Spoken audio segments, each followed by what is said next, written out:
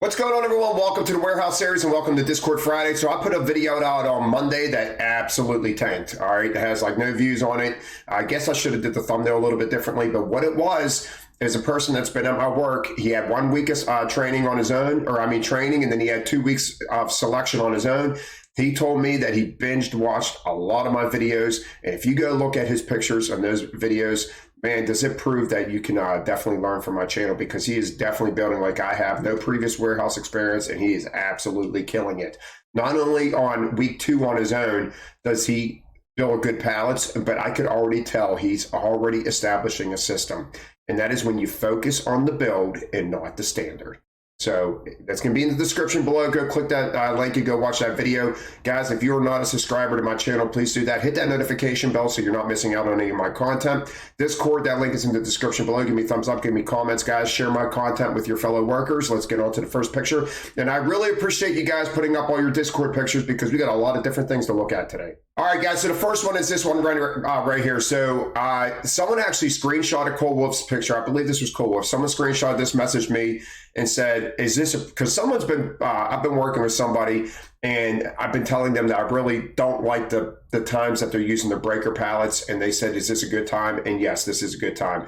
For multiple reasons why I'm telling them that I don't like it is because 9 times out of 10 when they show me your work, you're not level. So whenever you put a pallet on an angle, you're putting more pressure. That wood is digging into whatever case it is. And you didn't have slip sheets down. There is a slip sheet here because on the other picture, you can see it hanging off the side. Guys, do want to center your slip sheets because you don't want any wood or nails poking any of the cases. All right, that's the main reason why you want to do a slip sheet in between the barrier of this and a pallet. Is just you don't want to damage any cases when you do this. And then I went on to tell him, as you guys know, I would not use this breaker pallet. I would throw all this stuff right on top of here with no problem. I would have absolutely zero problem of doing it. Basically, I got a nice solid base. I'm going to call him stack all that stuff. I'm going to call him stack this stuff straight up and call it a day. And the breaker is, I believe, doesn't need to be used. But once again, guys, just because I say something doesn't mean I'm right. It can be used, and if it's going to be used, this is a proper time of doing it. All right, guys, this picture right here, someone said, hey, I'm using your cross and tee method. And like I said, guys, it's not always going to come into play, but when you have a lot of different size cases, it absolutely does. If you have a lot of bigger cases like meats, lettuce, no, if you have a 5 block or a 6 block, it's not going to come into play. It's whenever you have different cases like this, different sizes, and when you stick to the basics of cases pointing in with that center row like this, it just works. He posted, and the only thing I want to say is, and I'm going to say this every single time I see him, guys, if you don't have to use plastic pallets, don't use them. Now, there are some of the plastic pallets that look like this, but they're a little bit better. These are the most cheapest generic ones. These ones, the lip comes up. These things are old as ancient, and they suck, and they're bent up at the corners. So just be careful of your product actually dipping in on the corners into the holes. I don't like the plastic pallets. If you have an opportunity to use wood, do so. But proof right here that if you just stick to the basics of that cross and tee when you're building, it's definitely going to give you a building block. It's going to give you that starting point of how to start stacking your pallets, and then you can move on from there and start, tweaking it and making your own little way of doing things. All right, I just wanted to throw this in here. Every time I see someone post something like this, all what I have to say to the high lift operator, slow down. All right, this is speed, speed, speed. I don't see no wrap on the product, so is it possible that this was either not wrapped good or not wrapped at all? If it wasn't, I wouldn't even pull it down. I would at least go get a supervisor and have, and if you're not an experienced operator, I would have an experienced operator pull it down if somebody stuck it up in the rack with no wrap on. If you're ever not feeling safe about pulling a product down because of the way it's sitting or whatever, I would notify the office. I wouldn't try doing it and then doing this and possibly getting taken off the schedule because they want, they're having a bad day today, the supervisors. But to me, this is speed, guys. If you ever are pulling something out, you should be going slow when you pull that product out, because if you feel resistance, you need to immediately step off your equipment, take a look up, and assess the situation. All right. You should never just, unless you are absolutely clear, you should never be just diving in there and scooping that out quickly. If you have very little room on the top of the pallet to the rack, you need to start taking your time. Put the tilt up if you have to put the tilt up, and pull that out slowly and see if you're going to feel resistance or not. If you have like 2-3 feet of gap between the top of the pallet and the rack, then you can move a little quicker. But if you're close to the rack, you need to take your time. To me, when I see stuff like this, it's just speed. High lift operators just need to slow down. All right, guys, ice cream pallet, once again, I'm going to point it out. Smaller cases in the middle, bigger cases on the outside. Now, we could have kept our cases coming in right here, or even put 2 ice creams side by side. So this ice cream right here that we ran to the length of the pallet, I would have kept pointing in. Remember, guys, the more cases you have pointing towards this middle line, the better. This is still a solid pallet, still a good pallet, but we do have this big gap that's probably going through the whole way through the pallet. So and that's just the result of this right here. I would have definitely kept pointing them in. This person's building a good pallet, so if you're comfortable with doing it this way, stick to that. But me personally, the more cases pointing in towards the middle of the pallet, the better. All right, Ricky P posted this one, flower order. We don't get too many of these pictures. Not too many people throwing a lot of flowers like this. I am not up in Perishable anymore, so I can't post my flower pictures. But I'll tell you what, you're nailing this. You're doing a good job, and then you got to mix it with candy on top of it. But guys, when you're throwing flowers, it's a little bit more difficult because I always tell you should utilize the whole pallet. While with flowers, you can't. You have to center cases because these long boxes aren't the length of the pallet. So you're going to come up a little short. Same up here. See how our corner's missing? That's fine. When you have flowers, but you want to bring up the next box and bring it back out again if you can.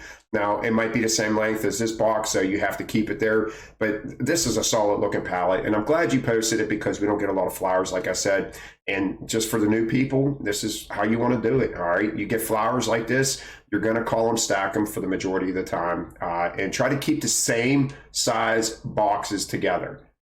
So you don't want to move them all around. You want to do exactly like he did. So I have a feeling that all this tower stacked up the front are probably similar size boxes lengthwise. All right. Not so much width or the height, but lengthwise. So keep them together and you're going to stack a lot faster, a lot easier. But flowers, you definitely want to call them stacked and just wrap if you need to. All right, this one right here, the only thing, this is a beautiful looking pallet, by the way. Once again, smaller cases in the middle, slippery cases. We're just going to toss them in the middle. They're not going to, hurt us in any way. Just a great looking pallet.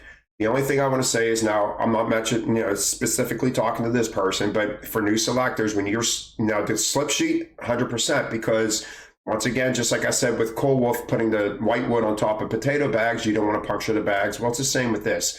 If there's a nail sticking up on the bottom of this and you throw dog food down, it's just going to break it right open. Bakery bags, they'll rip right open in a heartbeat if there's a piece of wood sticking up or a nail. So you definitely want to use a slip sheet, but make sure that you're bringing your bags out to the perimeter of the pallet. This is one of the biggest problems when using a slip sheet is that people tend to forget their end of the wood that's underneath the slip sheet. And you can see that we're not anywhere close to the end of the pallet.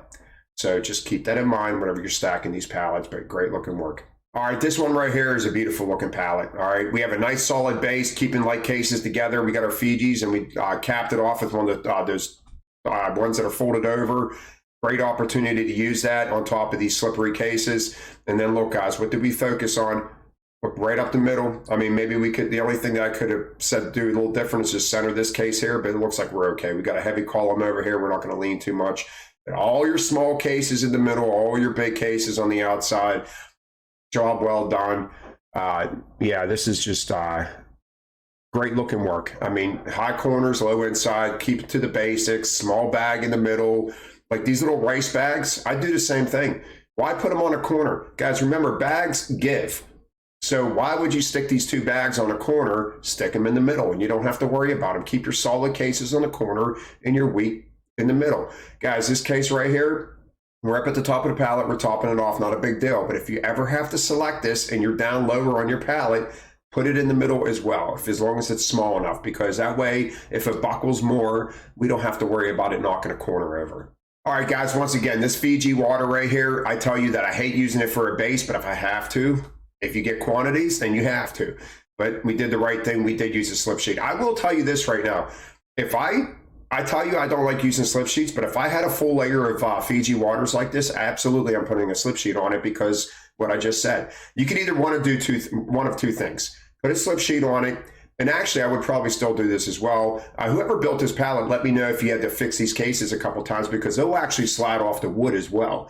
So what I would do is lightly, you remember guys, anytime I say to lightly wrap this around, because you don't want to wrap it too tight where you're going to start losing your gaps and start losing the perimeter of the pallet.